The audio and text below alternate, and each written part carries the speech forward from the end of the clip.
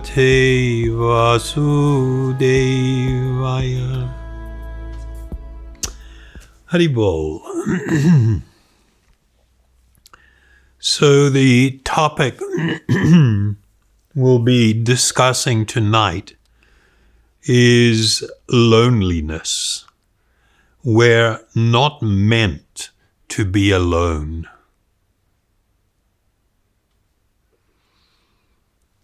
There is definitely in the developed world an epidemic of loneliness. I really think it became kind of more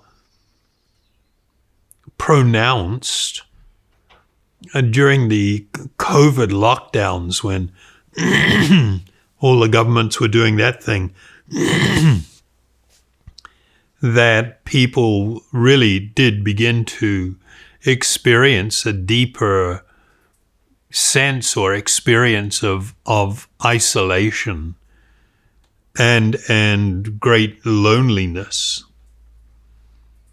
In the US, and I'll just read here, a 2018 study of 20,000 adults found that half of Americans felt alone or always alone, and that those aged 18 to 22 felt far more lonely than those in the age of 72 and above. So that was from 2018.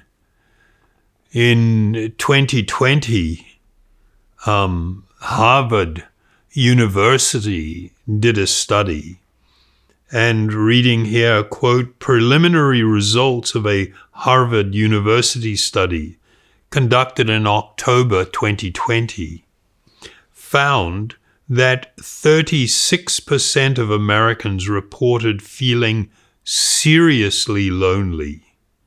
36, it's more than 1 in 3. And among specific groups of people, the number was even higher, with 61% of participants aged 18 to 25, 61 feeling seriously lonely, and 51% of mothers with young children reported feeling frequently or almost always lonely. Of course, the UK, they have opened in the last 2 years, I think it is in the last 2 years, they have a minister for loneliness. So it's a ministerial position, and they commit a lot of resources to loneliness and its effects on people, because they understand the impact that it has on national productivity and happiness, etc.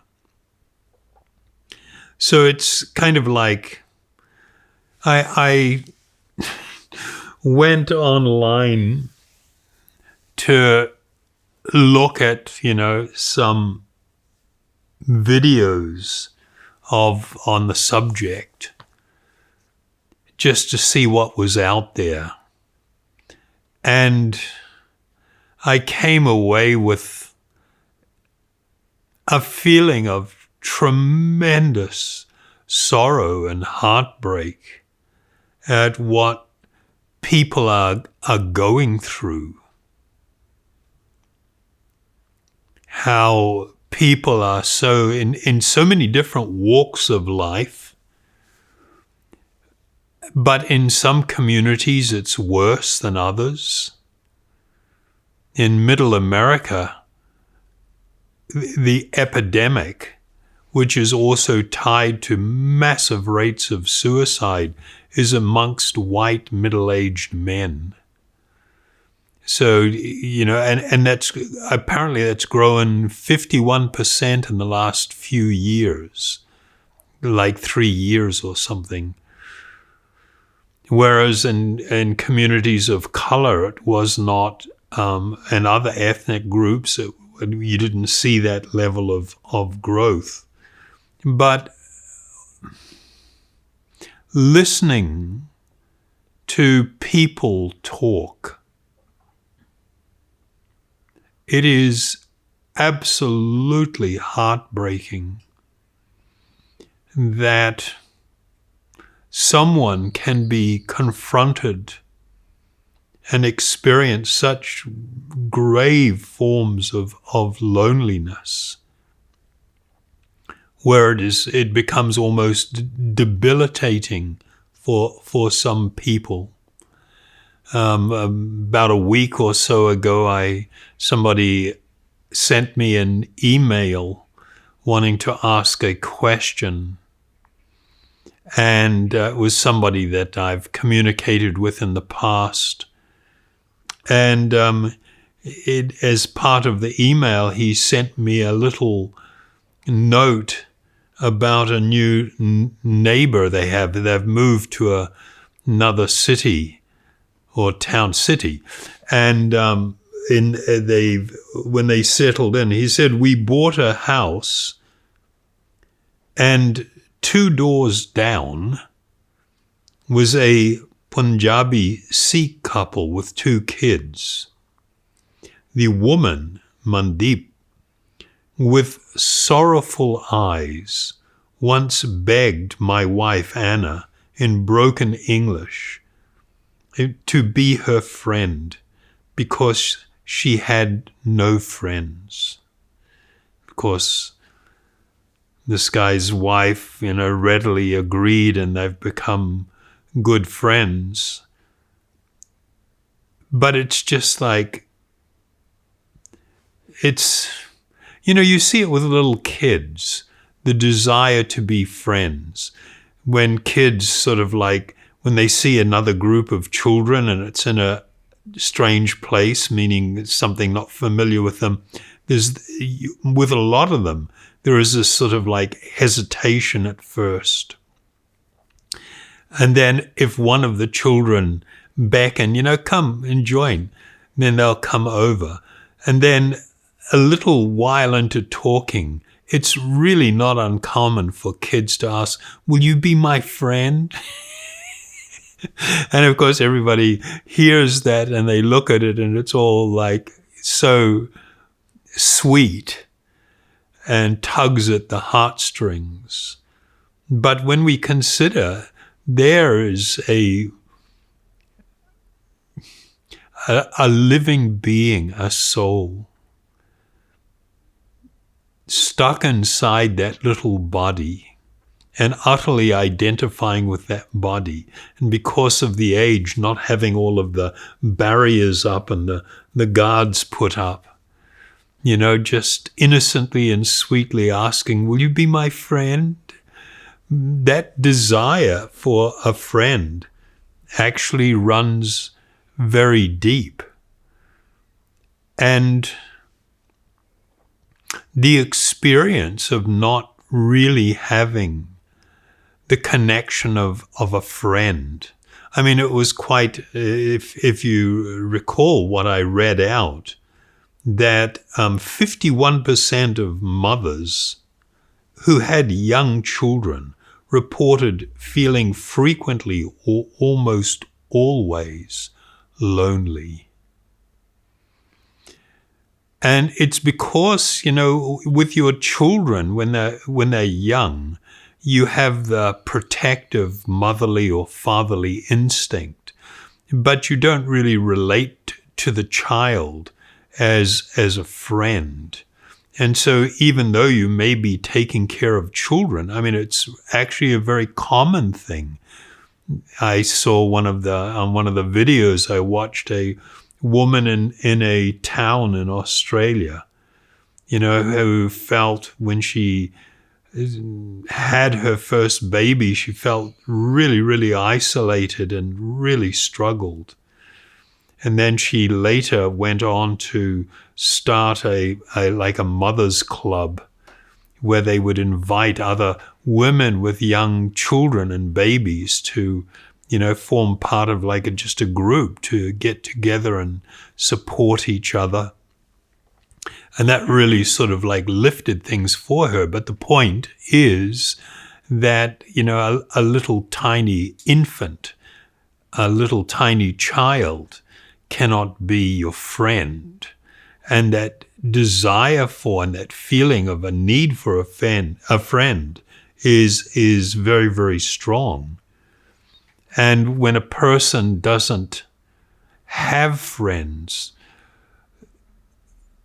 it can be actually quite devastating. I read an online post of a mother who had a 21-year-old son. And the son was pretty much nonverbal for most of his life and had grown lonely after developing severe severe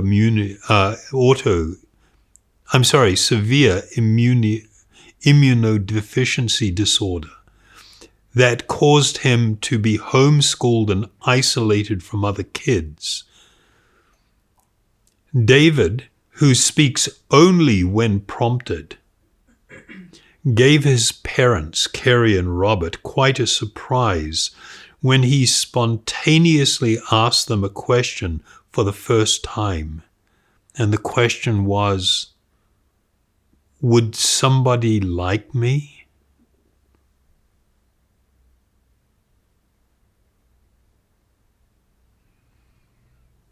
If we are not casual about things or flippant, we actually put ourselves in somebody's shoes that's having that experience where they feel that they're not actually likable or lovable, where they feel isolated like this. It's a very heartbreaking experience.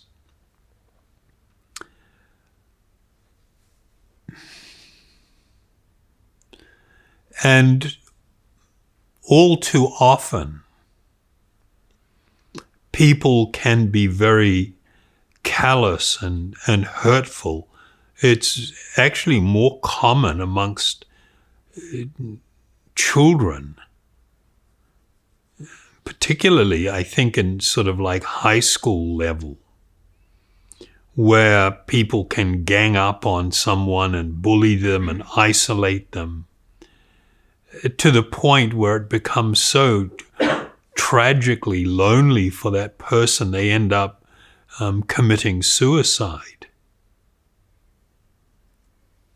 Unfortunately, that mentality, that tendency, which is just a massive manifestation of immaturity and narcissistic self-centeredness, where you can't even empathize and feel for another, has very much overflown now to the broader population.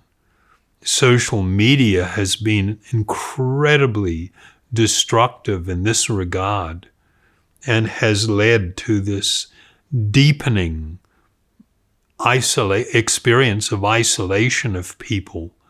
I mean, people are already becoming increasingly isolated from each other. But then you have, this cruelty of language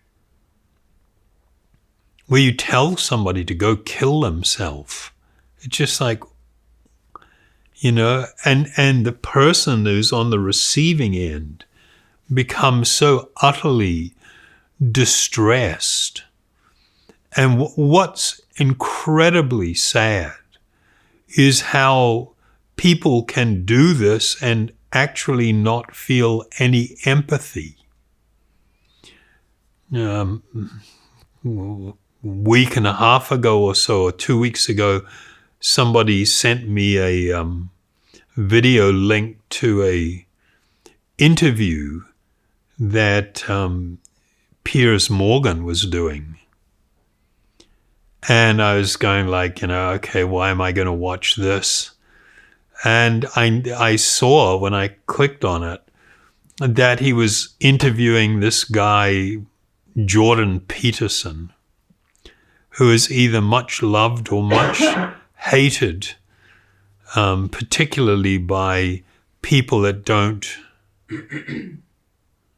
agree with him ideologically. And in that interview, Piers was asking him or bringing up about, how violently, in terms of speech and ideas, he is attacked for what he does. And he made mention of a couple of things, and Jordan Peterson said it's sort of like he's learned to deal with it. It's one particular criticism that was leveled against him that was extremely hateful. He said once it reached that level, he thought it couldn't get any worse. But then Piers Morgan brought up another person that had criticized him for being offering support, supposedly, to a group of people that have been labeled as incel. So this incel, apparently, when you look at the definition, it's a member of an online subculture of people who define themselves as unable to get a romantic or sexual partner despite desiring one. And so in the criticism that this person had leveled, that it was like, this guy, Jordan Peterson, is just somebody that supports and deals with all these incels. And when Piers Morgan brought it up, Jordan Peterson, it was like he was hit by something, and he actually began to tear up. And of course, the first thought in your mind is this some kind of self-pity, that he's been attacked and it's affecting him. And Piers asked him, you seem to be taking this very, I can't remember the word he used, but, it seemed to be really affecting you. What is it about this that affects you? And really, tears welled up in his eyes. And he said, for want of a kind word, people are killing themselves. And why shouldn't I support people that are struggling this way? And it was like, whoa, it was really impactful and quite overwhelming to see this response, a very genuine response of feeling tremendous compassion and empathy for a particular group of people that are isolated and feel very lonely and cut off. And he, being a clinical psychologist, has done so much work with people that suffer from these different forms of isolation and what it does to them. But it's kind of like, wow, how can somebody level that type of criticism where you are trying to demean someone because they offer support to a community of people that are desperately lonely? It's kind of like, what's wrong with you? that you could stoop to such a low level and be so cruel. This is kind of like an overflow that you see in, maybe the last couple of years of elementary school and then going into high school, how people can be really cruel and really isolate others.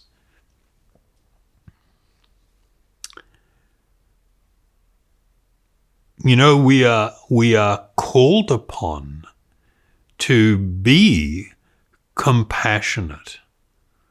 There is a wonderful verse in the Bhagavad Gita, in the 6th chapter, where Lord Krishna states that he is a perfect yogi who, by comparison to his own self, sees the true equality of all beings, both in their happiness and in their distress.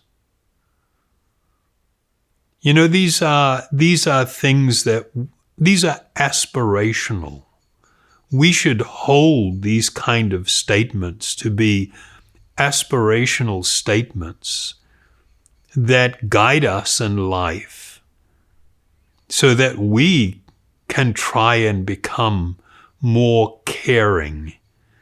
Here, the yogi, he sees the true equality of all beings by comparison to his own self. Yes, I also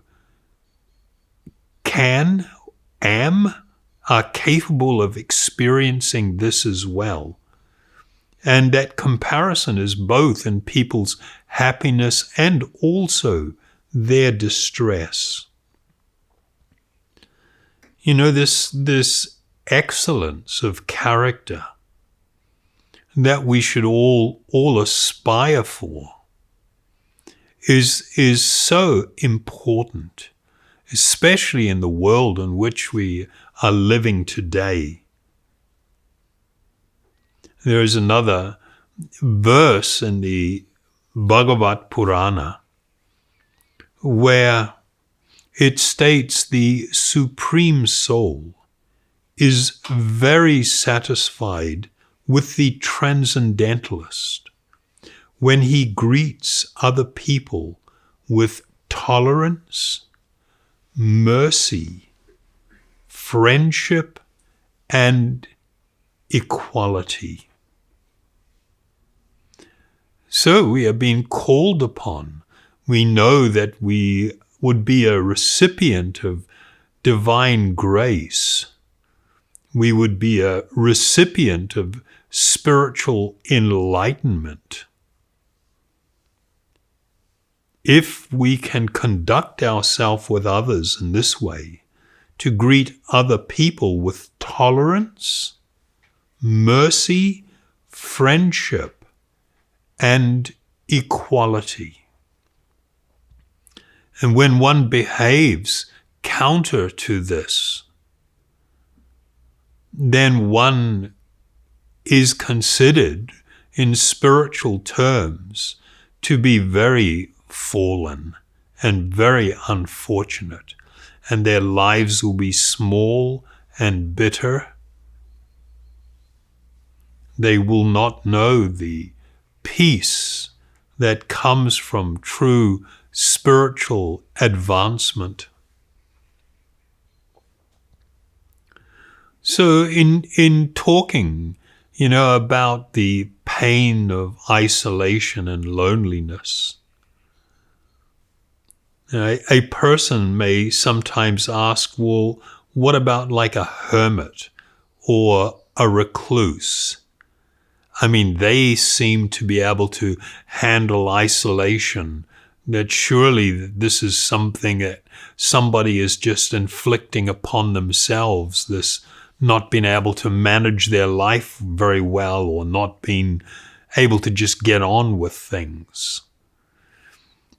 If you look, and this is not necessarily true for all, I'm not saying it is true for all, but you will often find that many of the people that choose loneliness, to live separate from others, they are doing it because there is often a massive burden that they are carrying within themselves. They may have experienced it with their own parents or family or society. They may have experienced great pain in their life, great heartbreak and suffering. And so when they choose to live in isolation, it's not that loneliness is not painful for them, but they feel that the pain that others can inflict upon me is even greater. And so I choose the lesser of the pain. And so they accept this isolation and loneliness, feeling some consolation there because of the, things that they may have experienced in their life. So that kind of brings us to the discussion of why this loneliness exists and what did the transcendentalists do to combat it or to insulate themselves from it. So, if you have any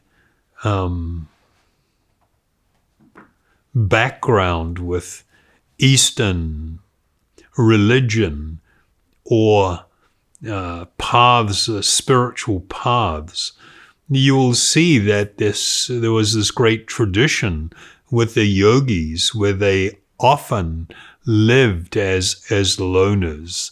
They cut themselves off from society. And there were generally two categories of these spiritual seekers who lived isolated from others, and they did it for somewhat different reasons. So the first category are those who became very focused upon the experience, and many of you have probably heard of this merging into this ocean of spiritual light, the Brahma Jyoti, where someone becomes very focused on the impersonal feature of God or the highest truth. And many of the yogis that chose this path, they often saw the world as being a place of unbearable suffering. I mean, it was a pretty heavy weight. They have this word, samsara, and it describes this cycle of repeated birth and death, and the transmigration through different species of life, where the soul is always in this state of imprisonment and being victimized by their bodies, by their minds, experiencing the pangs of birth and then old age, disease, and then finally death, and just going through it again and again.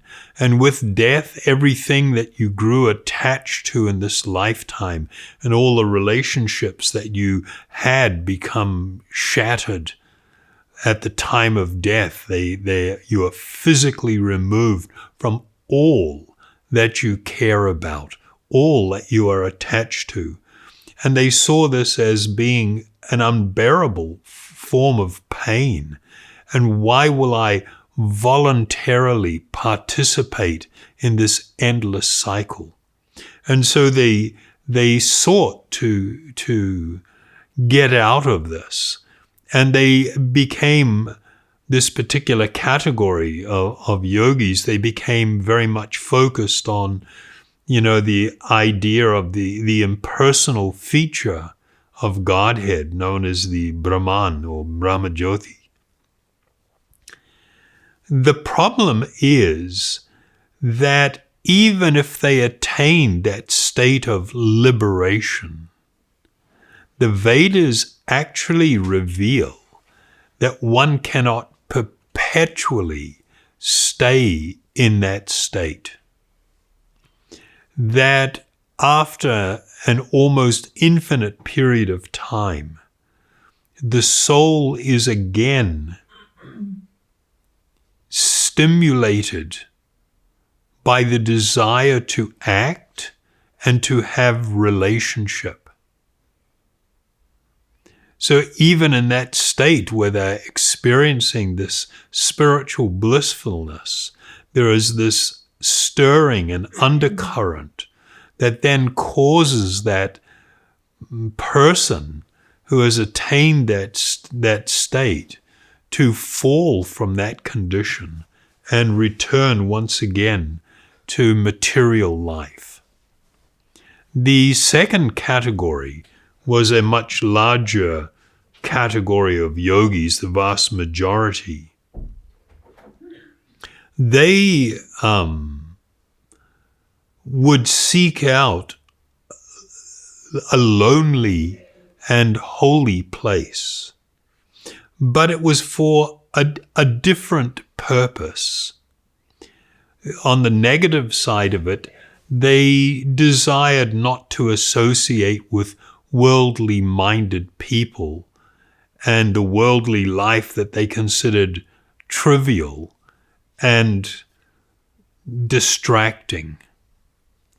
But what they desired more than anything was transcendental communion with the Supreme Soul, with God. And they saw that in achieving that, one permanently overcomes loneliness. And so for a period of time where they committed to their yogic practice and the cultivation of this relationship with the Supreme Soul, it was a price that was to be paid for the attaining a state of spiritual liberation where one is bound heart to heart with the Supreme Soul in a loving and friendly exchange. When, some of the videos that I looked at, you had different psychologists and social workers who were looking at all the different experiences of loneliness that people had. And you saw documentarians and people from news organizations interviewing people about their experience of loneliness. And different people would attribute different causes to their loneliness, like my wife has died, or I've now retired and I don't really have any friends. I don't have anything that really interests me anymore.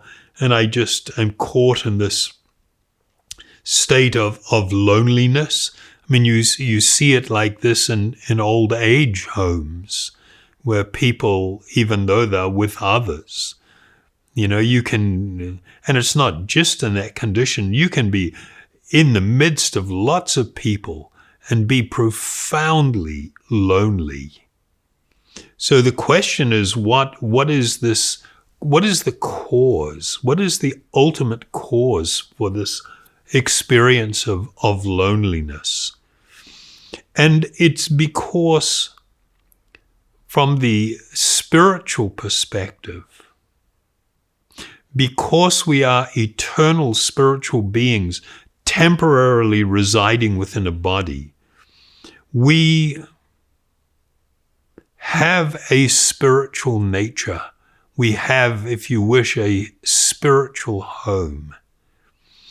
We have an eternal relationship with the Supreme Soul from whom we have come. And that connection is an eternal connection.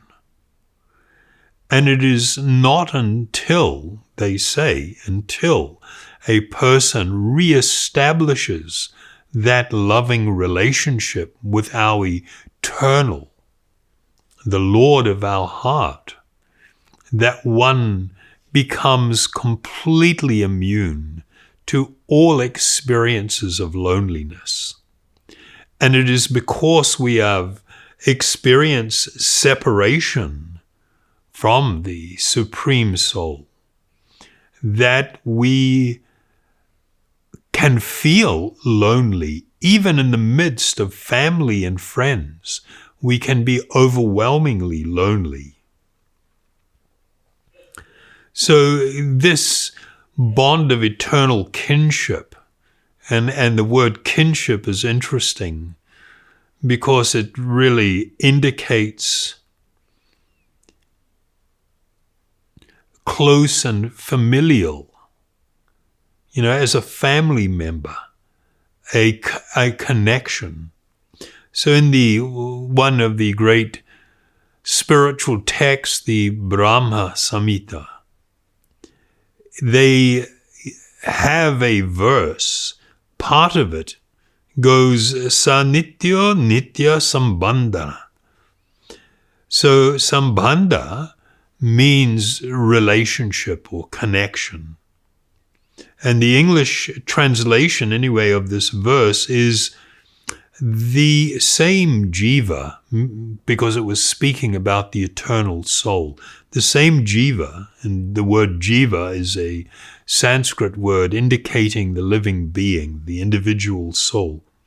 The same jiva is eternal and for all eternity and without beginning, joined to the Supreme Lord by the tie of an eternal kinship.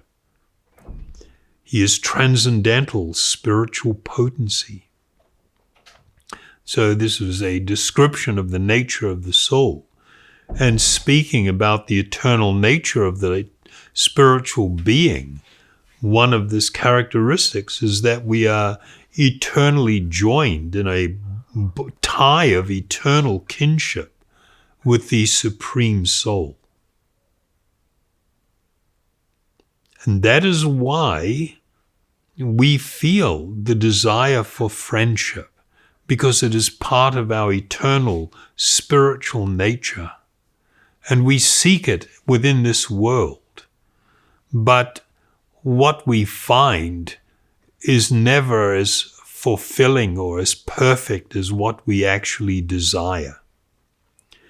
A number of times I've quoted from a couple of the Upanishads, Mundaka Upanishad and the Swetasvatara Upanishad, where they use the same analogy, the same verse in both of these Upanishads, where they compare the living being residing within the body along with the Lord of our heart, who resides with us within the same body, as being like two birds in a tree, the tree being like the material body. And so in the verse it states, although the two birds are in the same tree, the eating bird, meaning the bird that's hopping from branch to branch just eating, in another place it's described, and the other one is simply standing, waiting for that first bird to turn and recognize his eternal friend. So the eating bird is fully engrossed with anxiety and moroseness as the enjoyer of the fruits of the tree, But if in some way or other he turns his face to his friend, who is the Lord, and knows his glories, at once the suffering bird becomes free from all anxieties. So while we're talking, the topic here is about loneliness specifically, I did give a talk on August 10 about on the topic of friendship and how I think it was called The Need for a Friend. And so I will post a link to that talk, and you might want to take a look at it if you haven't seen it, because it deals with this topic in a little bit more depth. So, when we speak, and they use this term, the yogis, the Lord of our heart, when we speak of the Lord of the heart, we're speaking of the perfect friend, the most perfect friend. In the Bhagavad Gita, addressing this, Sri Krishna states, a person knowing me as the Supreme Lord of all, and the benefactor and well-wisher of all living entities, attains peace from the pangs of material miseries. So re-establishing this relationship, this transcendental relationship, this spiritual relationship, is actually the answer to all of our material pangs.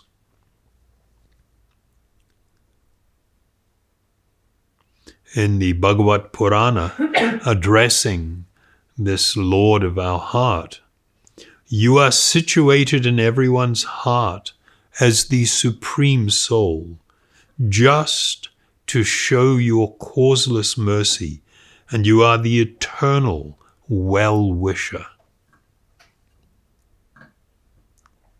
And yet another quote, to serve the Supreme Soul is most natural for the soul, because he is the most beloved, the Lord of the soul and the well-wisher of all other living beings.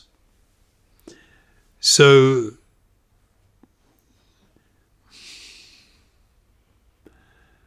in the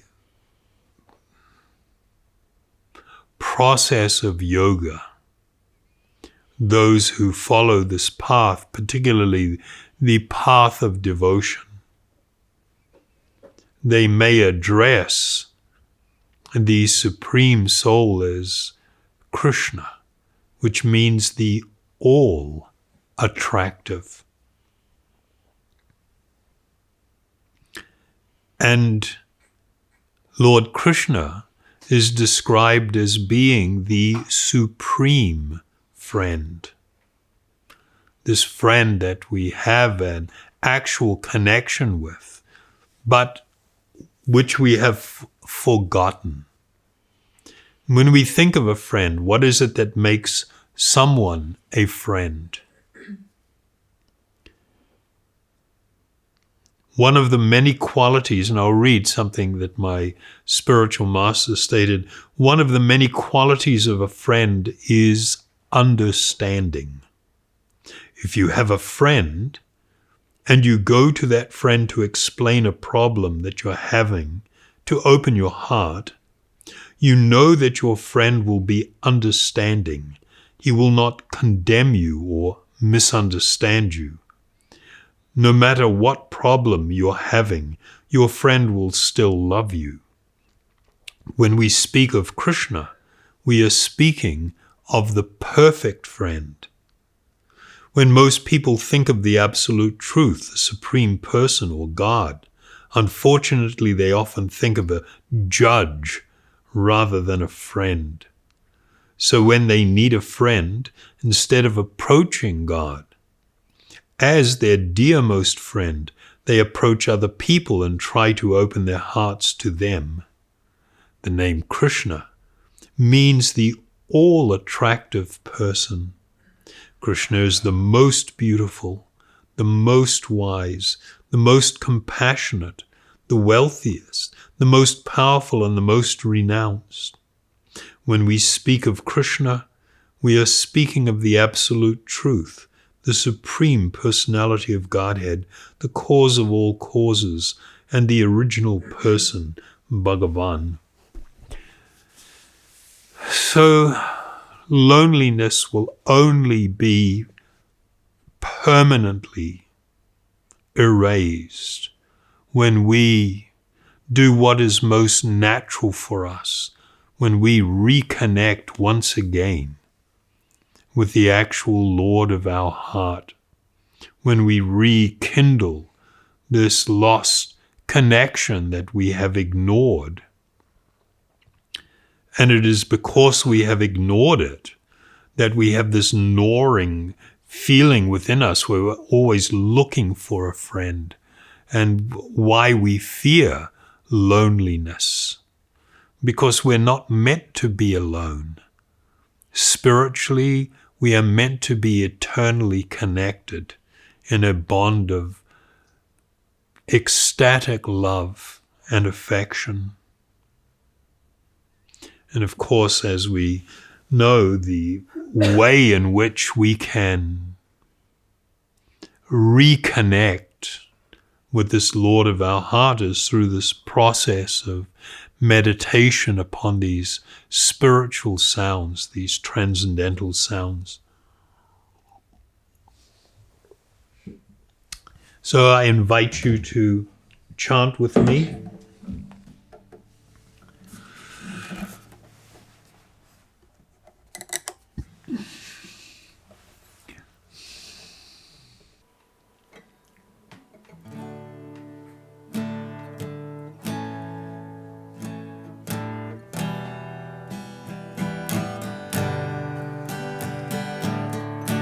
Hare Krishna, Hare Krishna, Krishna Krishna, Hare Hare, Hare Rama, Hare Rama, Rama Rama, Hare Hare, Hare Krishna, Hare Krishna, Krishna Krishna,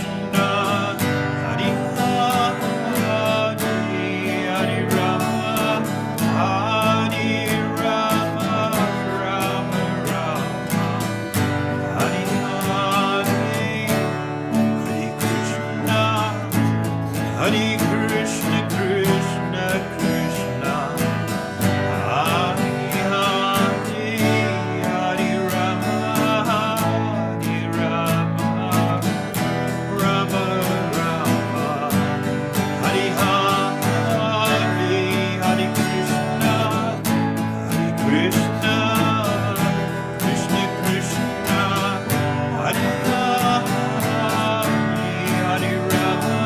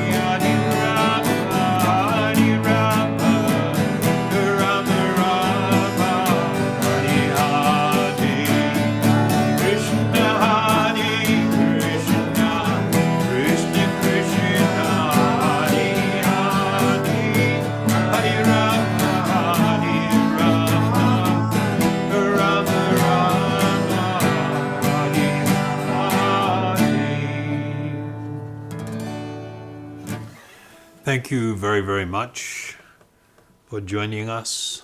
Haribol.